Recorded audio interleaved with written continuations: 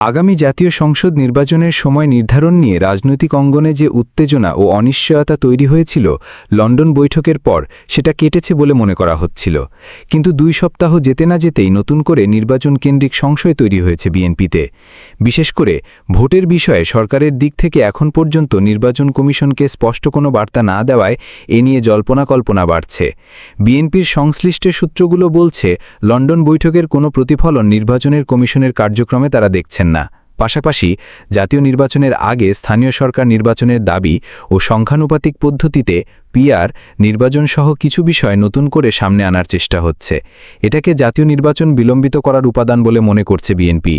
গত বৃহস্পতিবার বিকেলে অন্তর্বর্তী সরকারের প্রধান উপদেষ্টা অধ্যাপক মোহাম্মদ ইউনুসের সঙ্গে সাক্ষাৎ করেন প্রধান নির্বাচন কমিশনার এএমএম নাসির উদ্দিন। তারা দীর্ঘ সময় একান্তে কথা বলেন।